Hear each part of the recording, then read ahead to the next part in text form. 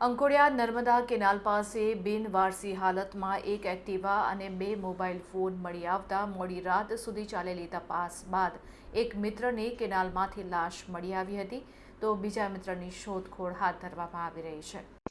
વડોદરા નજીક આવેલા અંકોડિયા ગામની નર્મદા કેનાલ પાસે ગત રાત્રે રહસ્યમય સંજોગોમાં એક્ટિવા અને 2 મોબાઈલ મળી આવતા સમગ્ર પંથકમાં ચકચાર મચી ગઈ છે. ઘટનાની જાણ થતાં સ્થાનિક પોલીસ અને ફાયર બ્રિગેડનો કાફલો ઘટના સ્થળ ઉપર પહોંચી ગયો હતો અને કલાકોની શોધખોળ બાદ એક યુવકની લાશ મળી આવી છે, જ્યારે તેનો અન્ય એક મિત્ર હજી પણ લાપતા હોવાથી શોધખોળ તેજ કરવામાં આવી છે.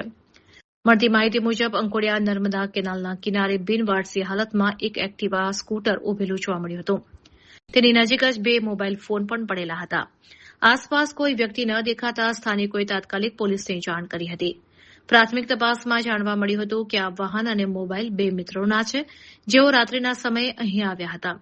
બંને મિત્રો કેનાલના પાણીમાં ડૂબ્યા હોવાની આશંકા સાથે વડોદરા ફાયર બ્રિગેડના જવાનોએ રાત્રે જ રેસ્ક્યુ ઓપરેશન શરૂ કર્યું હતું.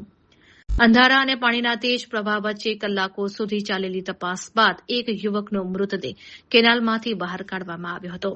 આ જોઈ પરિવારજનોમાં ભારે આક્રંદ મચી ગયો હતો. પોલીસે હાલ અકસ્માતે મોતનો ગુનો નોંધીને તપાસ હાથ ધરી છે કે આ બંને મિત્રો કેનાલ પર ફરવા આવ્યા હતા કે પછી અન્ય કોઈ કારણોસર આ ઘટના બની છે.